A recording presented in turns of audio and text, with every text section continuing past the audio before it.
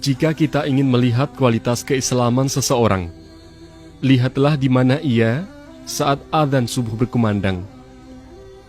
Apakah ia bergegas menembus gelapnya subuh, atau ia masih asyik meringkuk dan menikmati amisnya kencing syaitan?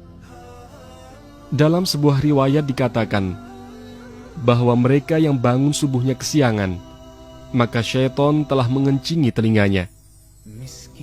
Relakah kita ketika kuping kita menjadi pispotnya syaitan? Na'udzubillahi min dzalik. Kita merasa begitu dekat ketika disuruh berlari 100 meter, namun beberapa meter saja ke masjid untuk sholat subuh berjamaah terasa begitu berat. Ketika kita terlelap tidur, syaitan membuat 3 ikatan, di mana setiap ikatan itu tertulis, malam masih panjang, tidurlah terus. Ketika anak Adam bangun, lepaslah 1 ikatan. Ketika ia beranjak untuk berwudu, lepaslah 1 ikatan yang lain. Dan ketika ia sholat, lepaslah seluruh ikatan. Demikian jelas sebuah hadis sahih.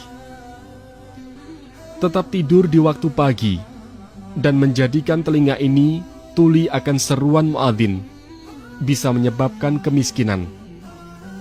Kalaupun tidak miskin secara materi, maka akan miskin kesehatan. Apalah artinya banyak uang, namun penyakit menumpuk? Apalah arti harta yang melimpah kalau tidak memiliki kesehatan? Dikatakan dalam sebuah riwayat, tidur di pagi hari mewariskan kemiskinan. Riwayat ini segaris lurus dengan sebuah penelitian bahwa tidur di pagi hari dapat menyebabkan penyakit diabetes. Bahkan Nabi Shallallahu Alaihi Wasallam pernah membangunkan Aisyah yang ketika itu sedang tidur di waktu pagi, seraya berkata, "Bangunlah dan saksikanlah, sesungguhnya Allah membagikan rezekinya di pagi hari." Subuh berjamaah menjadi ukuran keimanan seorang muslim, karena ia merupakan sholat yang berat bagi mereka yang masih ada nifak di dalam hatinya.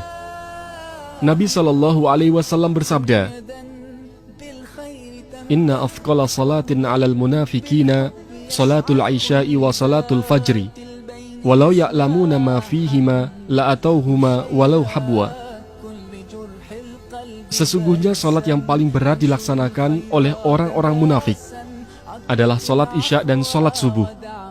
Sekiranya mereka mengetahui keutamaan keduanya, niscaya mereka akan mendatanginya, sekalipun dengan merangkak. Salat subuh begitu memberatkan langkah, karena hadir di saat kita asyik menikmati empuknya kasur. Sedangkan salat isya, karena waktunya panjang, sehingga kebanyakan kita sering menunda-nundanya. Salat subuh berjamaah di masjid memiliki keutamaan yang luar biasa, sehingga betapa meruginya jika seorang insan beriman melewatkannya.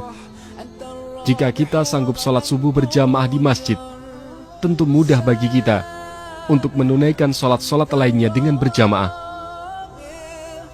Salah satu penyebab masuk surga bagi seorang hamba adalah salat subuh secara berjamaah.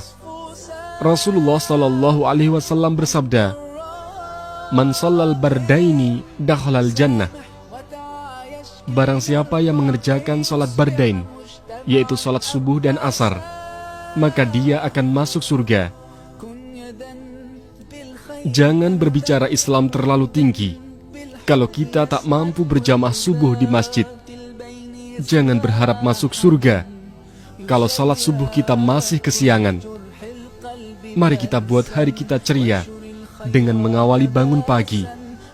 Mari memburu surga dengan memburu keutamaan subuh.